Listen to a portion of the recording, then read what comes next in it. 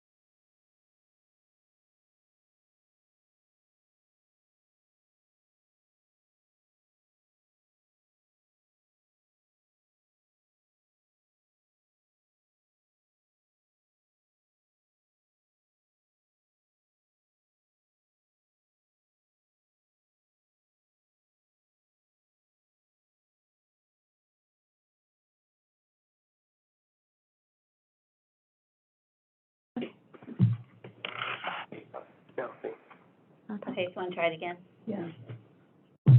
Still says connecting. Scott, can you hear me? You're muted, Scott.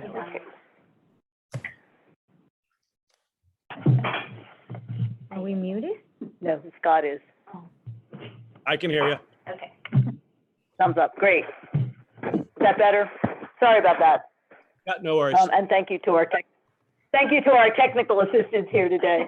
On vacation leave, Article 17, retirement and health, Article 20, uniform and grooming, Article 24, compensation, Article 25, specialty charge paramedic, and Article 27, damaged equipment. According to my count, those are the only remaining open articles that we have to discuss. I do So believe, I will walk through, is that correct, Scott? yes. Okay, great. Bef- Who will be, I'm sorry, Karen. Before we go go ahead. further, I've got one question for you.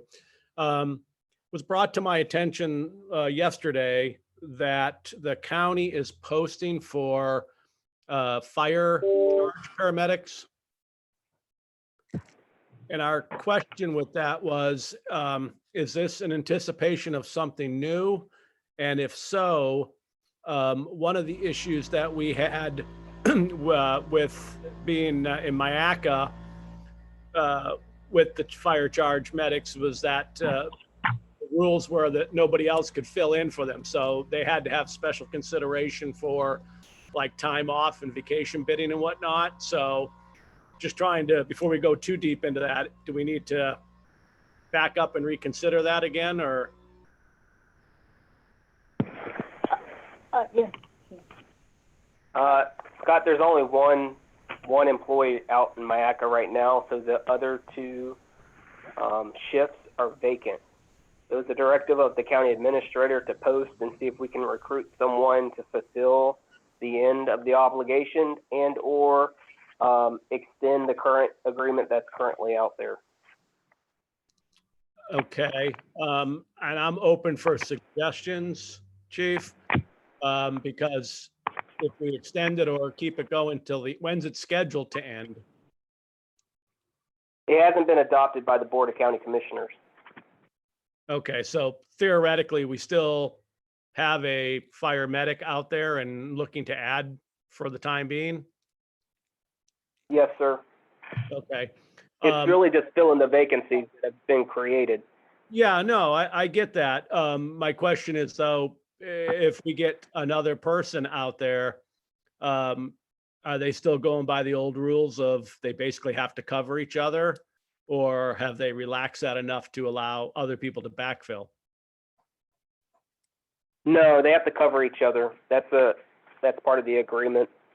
Okay, so in our, I think it was Article 25, Clint, is that correct? We had both, I guess, mutually kind of agreed to strike out that language regarding fire medics because we didn't think there was a program per se, but do we want to now leave that back in light of that? That will be back in that boat, that they have to cover each other and whatnot?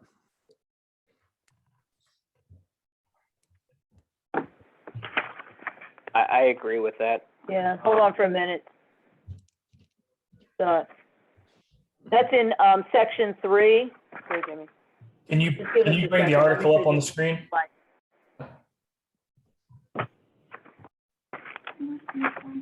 I can Sure, share. Article 25. It's Article 25. Oh, someone has to enable screen sharing.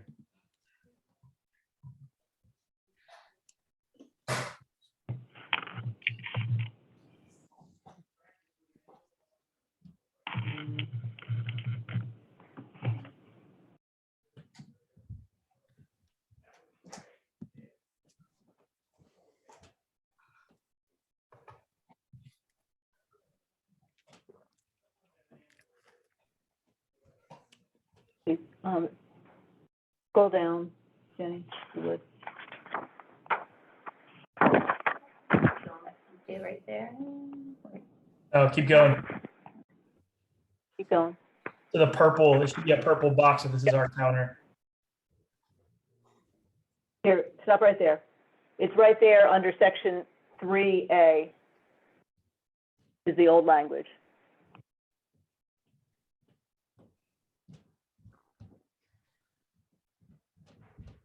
Whoop. Ooh.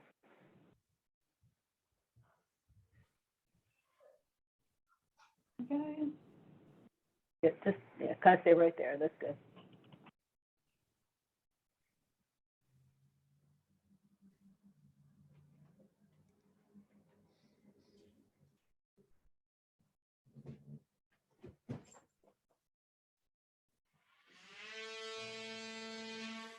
Just want to keep that section that strike out, Scott, that you were talking about, such as an interlocal agreement for advanced life support staffing amended with Max City Fire Control District. Yeah, and there's something else about further down about reference to vacation time or time off.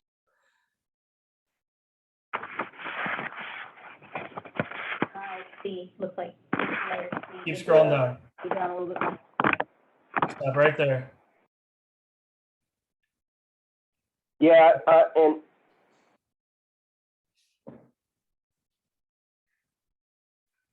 We probably need to go back and redo this. yeah.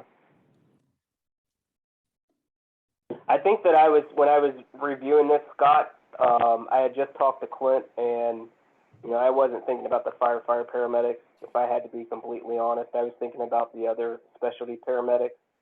And so were we. And then I got that posting brought to my attention. So I think honestly, if we just take the struck out part, capitalize vacation bidding for firefighter specialty medics, that it just puts that back in. It may be temporary, but I think it makes the most amount of sense. And it covers both types of specialty nurse paramedics. Well, that section C just speaks specifically to the firefighter paramedics. Right, that's what it was initially, firefighter specialty charge program. But why don't we do this? We'll hold on to 25, and in a caucus, we'll fix it and send it back to you. Is that okay?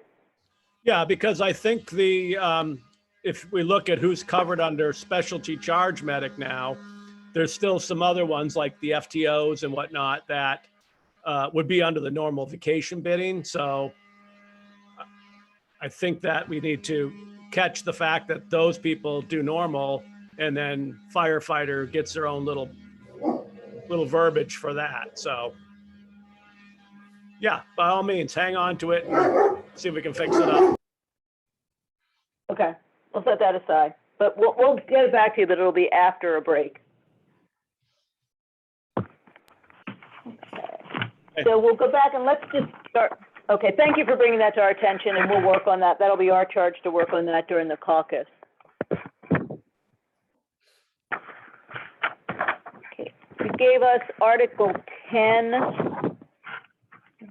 Walk through here and see what your changes were. Could we put up Article 10?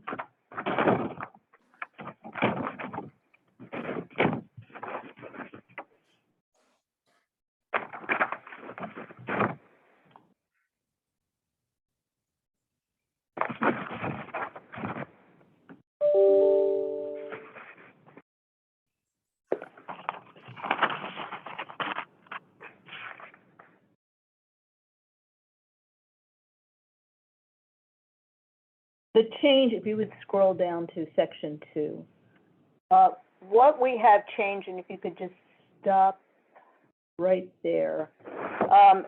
First page, I think everything is the same until we get down to the vacation bidding guidelines. And B is the same, C is the same. It's when we get to I, so scroll down just a little bit more, Jenny. In your counter offer, H was completely stricken, as was I. We've stricken through I, but we still need in H the timeline that's in there, at least 7 days in advance or 168 hours. I know that you wanted to push that time forward, but physically we just can't do it. Jimmy, did you have anything to add to that one? No, that was theirs. Keep going. Keep going. The next one. Keep going, Jenny.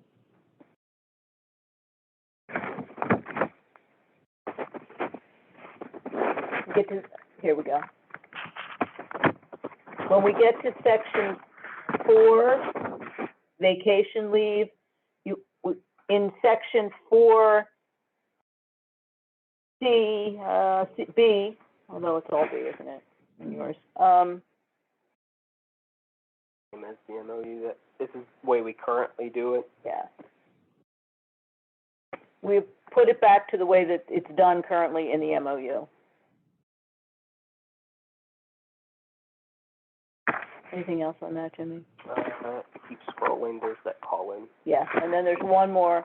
The sick leave part is fine, but as far as the call-in time, that was stricken through, but these are the call-in procedures, and they're not anywhere else, so they need to be here in this section.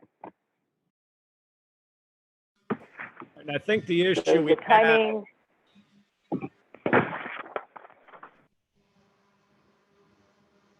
Go ahead, Scott. No, I'm looking, I see what you've done is you've set, it's an hour before each one. Yes. Okay, are these the only two shift configurations that we have? Whoops, here we go. Those are the only two start times?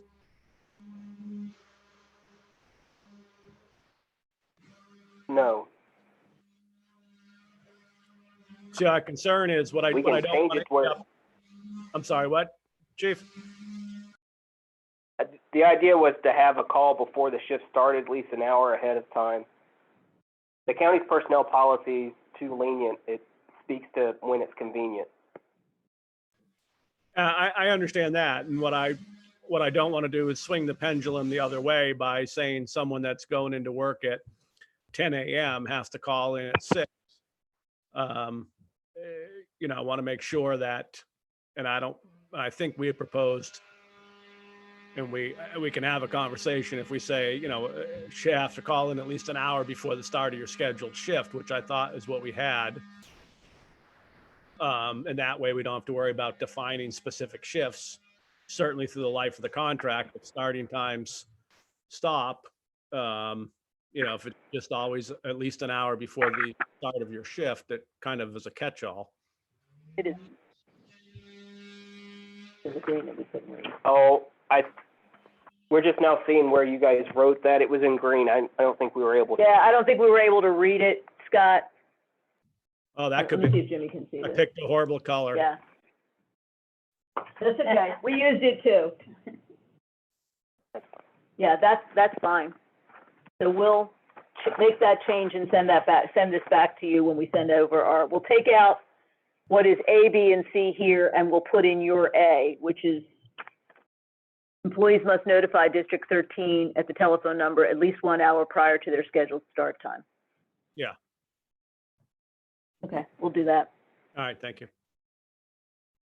Okay.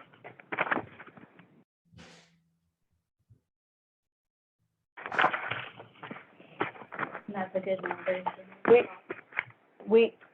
We understand Article 17 and our counter proposal to you. I'm not even going to put that up. It is going to be the status quo, but we understand your proposal to us that if everything else gets signed off on. Could you pull up Article 20? Thanks.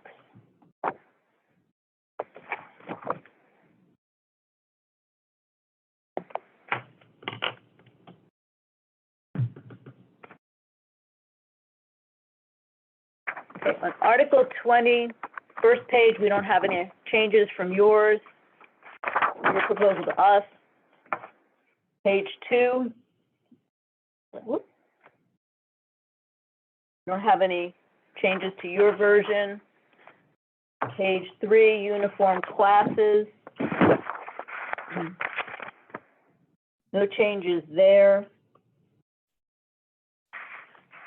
Top of page 3 is the same. I think the numbers are changed slightly. No change until we get over to fair grooming and standards. We have kept in your counter offer that all facial hair shall be neatly trimmed and shall not be longer than 1/4 inch in length. However, we have added one caveat to that is employees must be clean shaven for annual fit testing. My understanding is that a good fit test cannot be certified unless the person is clean shaven. So, but for that time, when that is done annually, the all facial hair shall be neatly trimmed and shall be no longer than 1/4 inch. And then the remainder of that is the same, and we didn't make any additional changes to that article. We'll look at that. Did you hear that? I will look at that. Okay, thanks.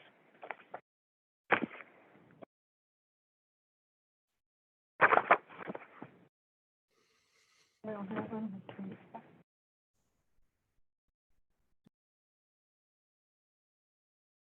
Make the change in 25. Article 27, and I'll come back to 24.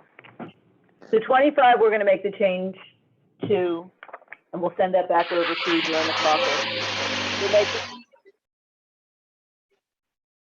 We'll also make the change to Article 10 and send that back to you after we take a caucus.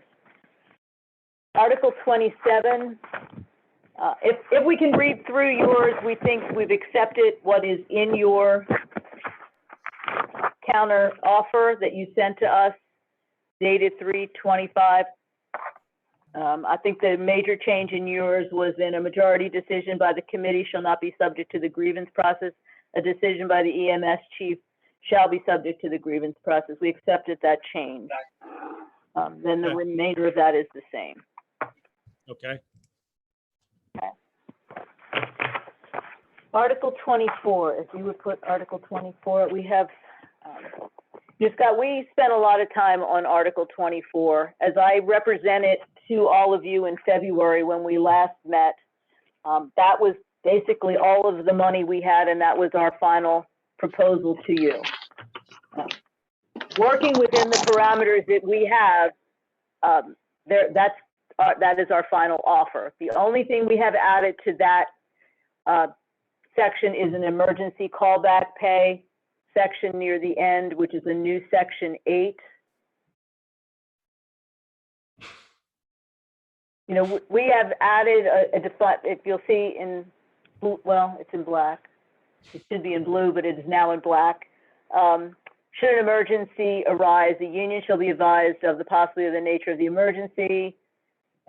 In the case of an emergency, as declared by the county, employees shall be required to report to duty in accordance with the provision of General Order 307. Except for those employees who are overtime exempt under the FLSA, employees who are called back due to emergencies by the county shall be compensated at the rate described in the Administrative Procedure Manual, procedure number 201002, Emergency Operations and Pay Procedures. We've kept the other language about the emergency pay and the FEMA form stricken from our last proposal. You know, we understand your request for the pay based on years of service. When we did the classifications and slotted the employees into those classes, we took into consideration years of service when we did that. We also formalized the merit pool, which is a guarantee for the 3 years, which other county employees do not have. The only way we could repackage this is that one part of that or another would have to be used to supplement any type of longevity pay. We don't want to change how we're slotting people in, and we really don't want to withhold the opportunity for them to get merit pay. So within the parameters that I explained to you, we have this is all the money we have, and we feel that the package is extremely generous. As we walked through it several times, we took you through examples of individuals and where they would straw people and where they would end up. So barring a restructuring of what we have already given to you, which we are open-minded about. I mean, if you would prefer to have the merit pay in some form of lump sum as a recognition of years of service, we would consider that, but would have to be within the parameters that we currently have.